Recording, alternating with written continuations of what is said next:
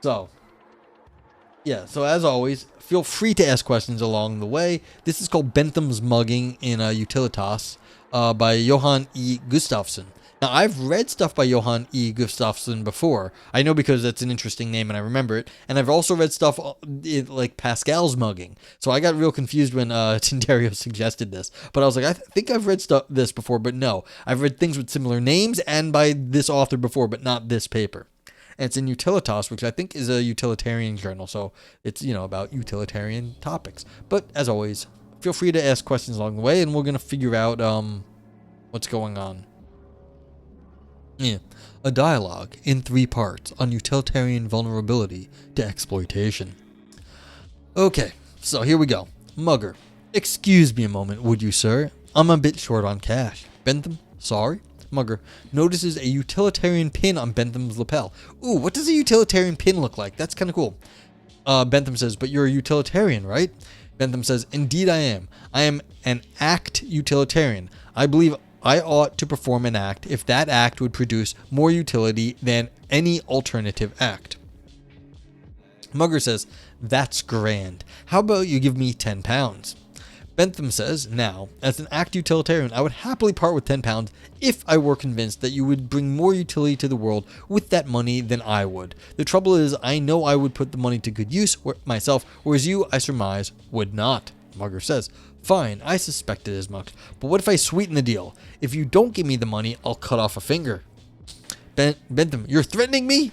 Mugger says, wait, no, I'm not threatening you. That would be illegal. I'm saying that if you don't give me the money, I'll cut off my finger. Okay, so they're threatening self-harm unless you do something for them. That's fucked up.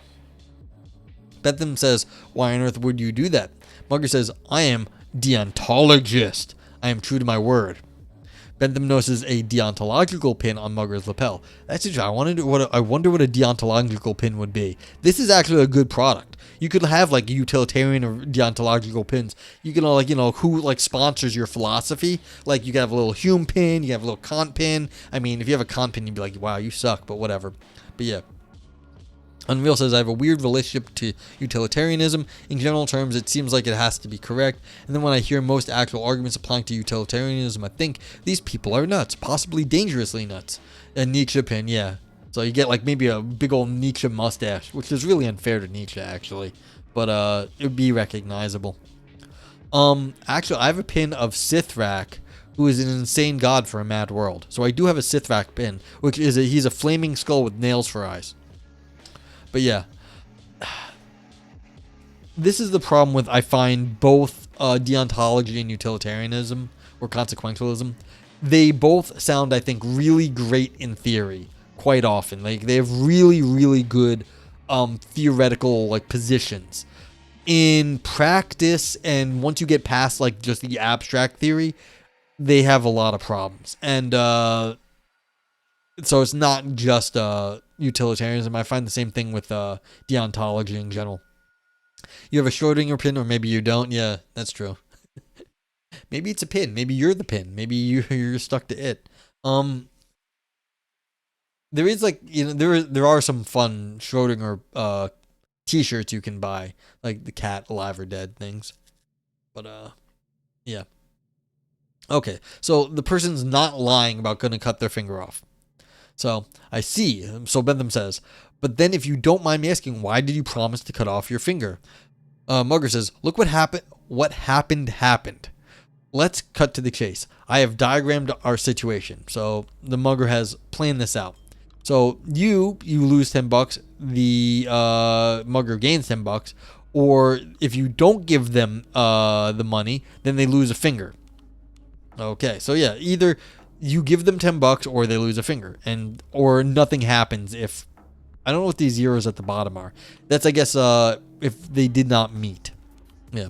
The pin is only visible half the time. Yeah. Not a very useful pin then. You want it to be half visible. Kind of Cheshire Cat-ish. I was actually looking for a Cheshire Cat patch. Actually, if I could find a cool Cheshire Cat patch from like Alice in Wonderland style, then I might like get that. Like that's a cool thing. Like I think, and almost everyone likes Alice in Wonderland Cheshire Cat. And Lewis Carroll, the author of Alice in Wonderland, if you did not know, was a mathematical logician. He was a fucking like formal philosopher. So it's like he's kind of like me. I do a little bit of formal philosophy. So it's like it's sort of in my vein. So it's I get to claim a little, and I actually reference him every so often, once in a while. So it's like I get to claim the lineage. So yeah, all right. Anyway, Bentham says you had the diagram ready all along. Yeah, it's weird. A very prepared Mugger. Mugger says you at the first node have a choice between giving me £10 going up or keeping the money going down. If you keep the money, I have a choice at the second node whether or not to cut off my finger. The thick line denotes I would in fact do so. Yeah, so because they said so, so like you could either give them money or not. So that's no money. But then do it. I read a Cracked article saying Alice in Wonderland was some sort of mathematical allegory. Can't remember what exactly. It's unlikely. It's possible, but it's rather unlikely because I would have heard it at this point. I haven't seen anything by a reputable source that showed that it was, but it's possible. Yeah, it was crack.com. So, I mean, chances are, like, there was some, like, a little bit of creepiness maybe because, like, he was hanging out with the girl Alice, like, this friend's kid. But then they found some notebooks, and it looks like he was probably sleeping with Alice's mom. So he may have had a inappropriate relationship with a married woman. That's Lewis Carroll. But like, and that's more likely than he was creeping on the daughter. He was like, they think what happened was he was kind of hanging around with the kid writing the book and then was kind of sleeping with the mom. So I think that's kind of what was going on. He may have also had some mathematical allegory in mind, but yeah.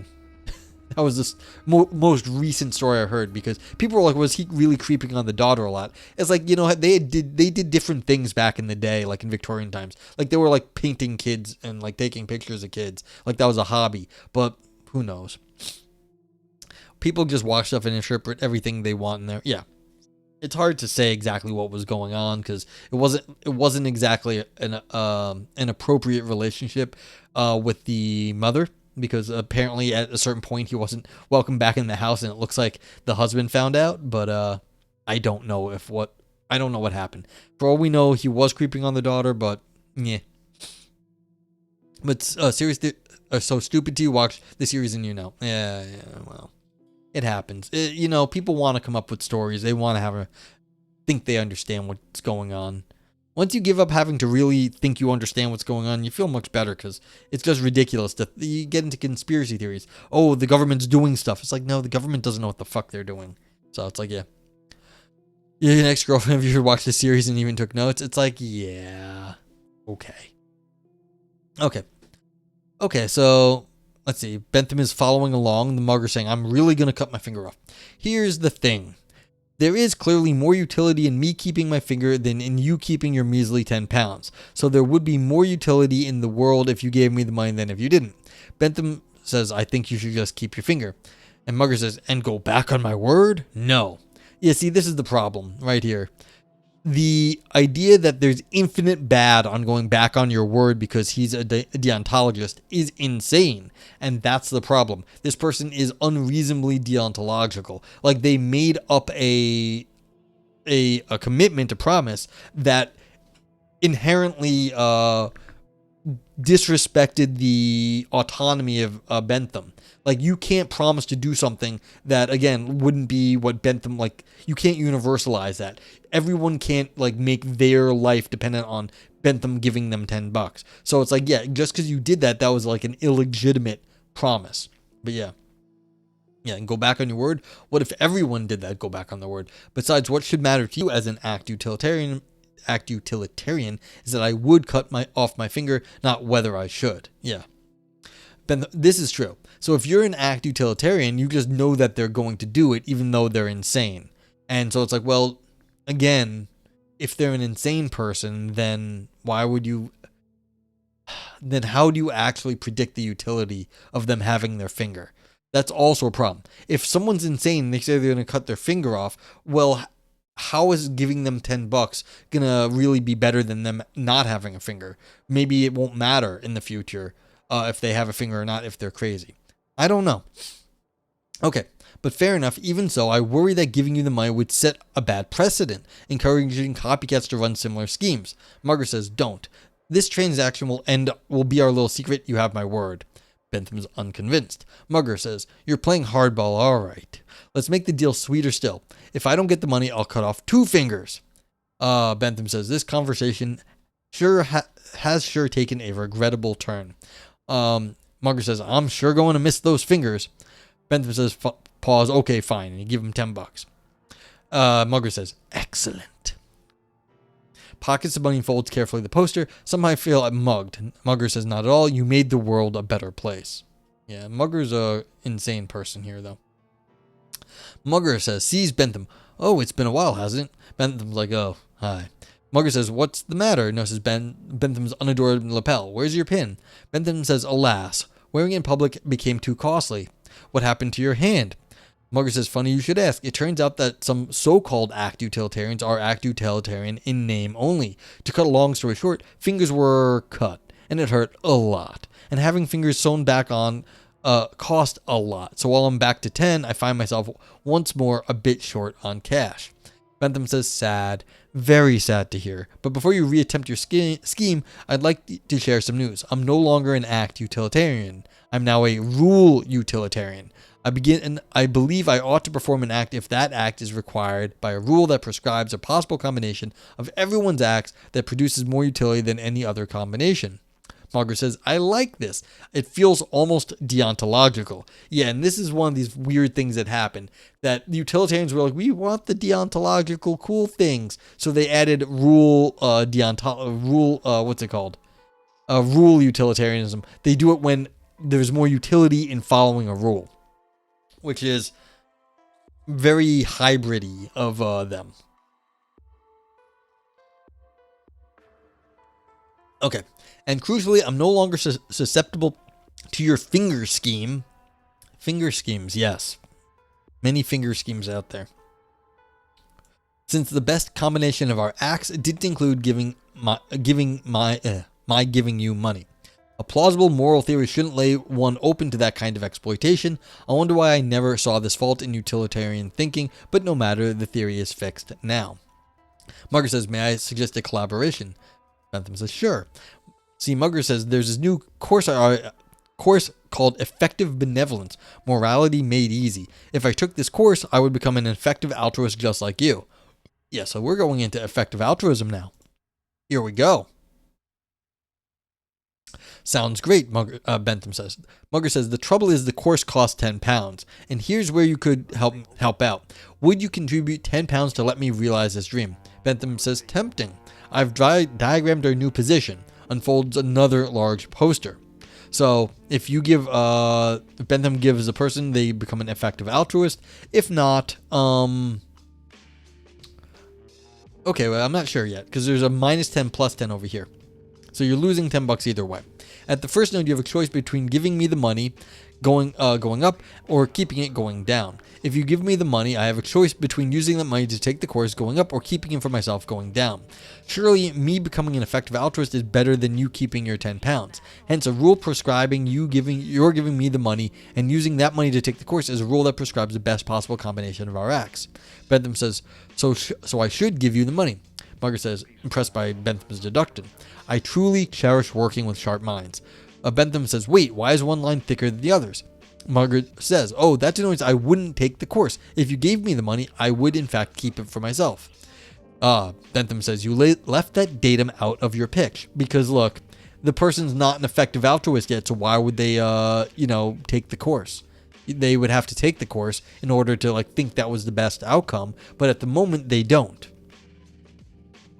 Mugger says, I don't see how it would be relevant for a rule utilitarian. Your giving me the money would be part of the best possible combination of everyone's acts, no matter whether I would take the course. What should matter to you is that I could do so, not whether I would. Aha. Bentham says, suddenly it seems that it may have been a mistake to assess rules by their being adopted by everyone. There will be deviance. I now think that I'm a partial compliance rule utilitarian. I believe that I ought to perform an act if that act is required by a code of rules that is optimal in the sense that its internalization by the overwhelming majority would be best. Mugger clears throat. I have an announcement to make. I'd like to make it known that if a code of rules were internalized by the overwhelming majority, I would internalize it too. Bentham says you would. At that point, I would feel it be antisocial not to. Bentham says, so when I assess different codes of rules, I should assess their being internalized by the overwhelming majority, including you. Mugger says that's right. But since the optimal code of rules won't actually be internalized by the overwhelming majority, you won't actually internalize the code of rules. Mugger says, well, yeah. So even though the optimal code of rules would plausibly prescribe me giving you the money and you taking the course, since the code is optimal given that it's internalized by the overwhelming majority, including you, you would not take the course. Mugger says, I'm getting second thoughts about rule utilitarianism altogether.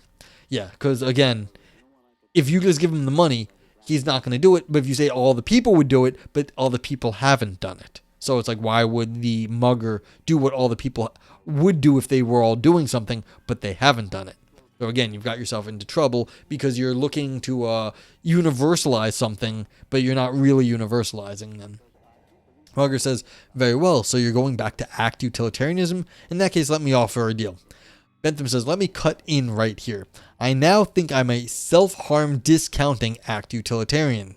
I believe that I ought to perform an act if that act would produce more utility than any alternative act with utility measured so that saving people from harm does not count towards utility if these people can save themselves. Mugger says, this is a major departure from standard act utilitarianism. Bentham says, true. But with this modification, the theory is immune to your finger scheme. Since you could still avoid cutting off your finger in case I don't give you money, that avoidable harm does not count towards overall utility. Mugger says, could you stick around a bit? I need to run a quick errand. Bentham says, no worries. Yes, self-harm discounting act utilitarian. Well, that's what I was saying earlier. The idea is that if they're just going to injure themselves, maybe they're not worth thinking that you're going to produce more harm in the future or more good in the future because you can't trust them to be rational and not harm themselves. So just giving them the money may not actually be saving anything because they're just going to cut their finger off tomorrow anyway. So this is getting closer to you can maybe parse this in a better way. All right. Mugger says, and just to double check, when you say that harms don't count if people can avoid them themselves, you mean harms that people can still avoid themselves. That is, you aren't a retrospective self-harm discounting act utilitarian, believing that you ought to perform an act that would produce more utility than any alternative act with utility measured so that saving people from harm does not count towards utility if these people can save themselves or could have saved themselves had they chosen otherwise in the past. Bentham says, no, I'm not a monster. We have all made mistakes. The moral agent looks forward. If I found you drowning in a pond, I should save you regardless of whether you went in freely.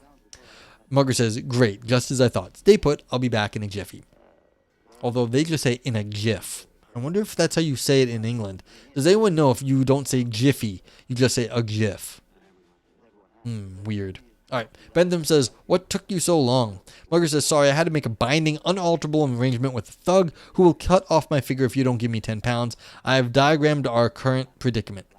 All right. So now basically the thug's going to cut off the mugger's finger. As before, you have a choice at the first node between giving me 10 pounds going up or keeping the money going down.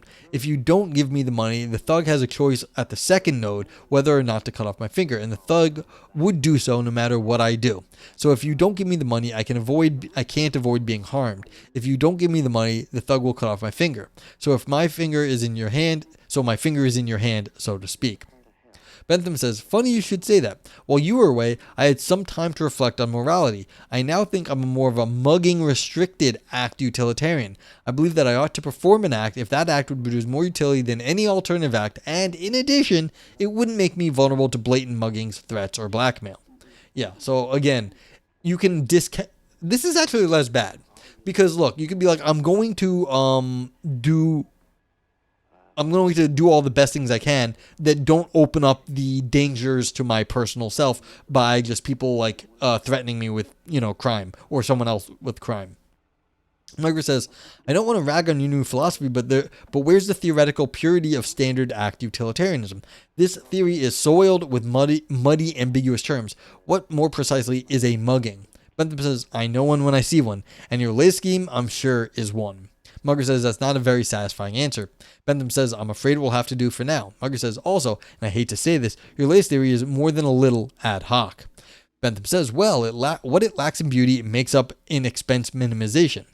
Margaret says, look, even if your theory tells you what you ought to do, it lacks explanatory power. A moral theory may tell us not only what ought to be done, but why it ought to be done. Why settle for less? Bentham says, if I find an unmuggable version of utilitarianism with more explanatory power, I'll let you know. A thug approaches. Margaret says, this is disappointing. Bentham says, I'm not going to give you more money. Margaret says, okay, fine, I'll cut off 3 fingers if... Bentham says, sorry, but here I must cut you off. Yeah. So, this is the problem. The world is a messy place, and as soon as you say, I have a rule that I'm going to follow, your rule can be abused. Did I ever read Holes? Is that... I don't think so, Vipers, but I don't think so. Thank you for the clap, Tindarius. Okay, so now's what we get to do is we get to review this one. Everyone in chat now gets to review. All you have to do is you type in. These are better TTV emotes, so everyone can use them. Anyone who installs the extension is welcome to participate. You don't need to even have it installed. You just go by the name that you see here. So if you thought this was a fun paper that made your brain dance, gave you some ideas, you type in brain dance, small b, big D. If it made big claims that like shriveled up, then you go for the grapes. Yeah, the grapes shriveling into raisins. If it was navel gazing only for academics, you can use Nog Navel, Ouroboros for deeper ancient ideas, Nog Scream for existential or artistic drama, Nog Turd, all style, no substance. I mean, this one had some style. It was a dialogue. Now, if it had no substance, that's a different question, but that's the point. Use the Golden Turd. Globus gave us some grapes. Thank you, Globus. And Tenero says yay, and a brain dance. And there's also a Nog Knife for slicing and dicing arguments. You are also free to use the global vote yay or vote nay from Twitch. And there's also a vote meh, which is also a better TTV email. Yeah, I these sorts of like little cutesy dialogues are fun. It demonstrated some of the difficulties with utilitarianism. Now, are these new thoughts? I don't know. I don't know the history of utilitarianism enough to say how like common these are. But what this author did do is they put it in a form because there's something called Pascal's mugger. And so there were ways of this is like a form of argument that goes back to like discussions of Pascal and show how you can abuse other theories. And so this author has transposed or whatever the word is from like that sort of style of argumentation into the utilitarian deontological debate. Big D in brain dance. Antagonistic John. I can fix it later. So better TTV is an extension. That's why my prof custom emotes never works. Yes, that's exactly right. So yeah, it's I think the link is here. Where was it? betterttv.com. Yeah. So if you copy I'll fix it later if you want to, or you can fix it. You can see below that it didn't work, like in the chat below. The Pascal mugger is a bit short, though, only 3 pages long. Yeah, well, that was originally done.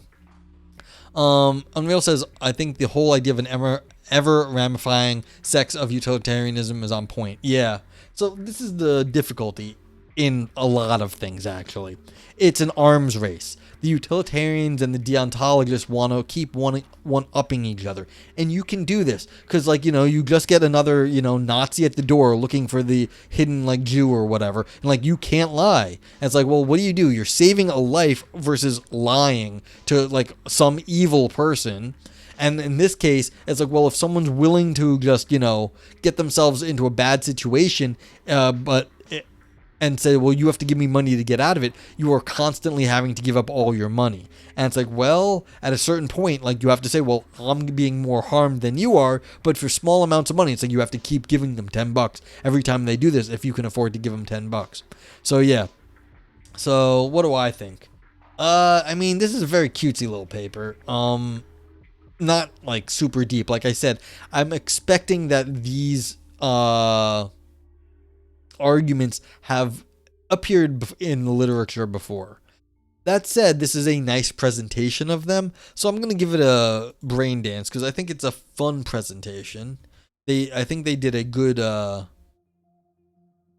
job in their dialogue. There wasn't anything, like, the dialogue read okay. It wasn't that bad, and they didn't take a huge amount of time. Questions, do I have anything else to say about it, really?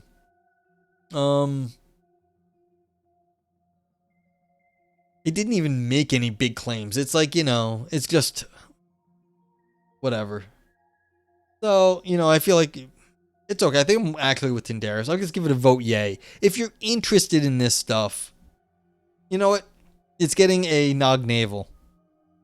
Because no one's going to care about this other than academics, really. Because that's the thing. As Unreal says, you have to keep, like, modifying your utilitarianism.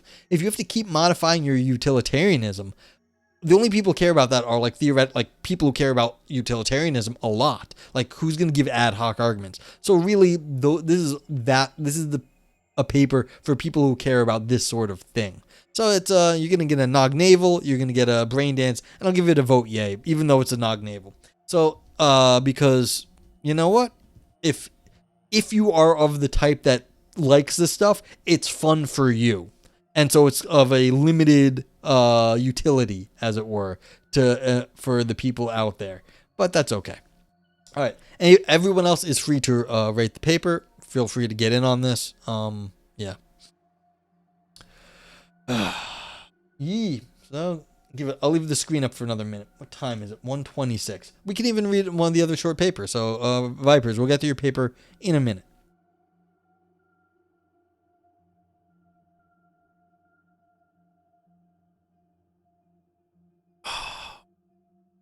Johan Erik Gustafsson.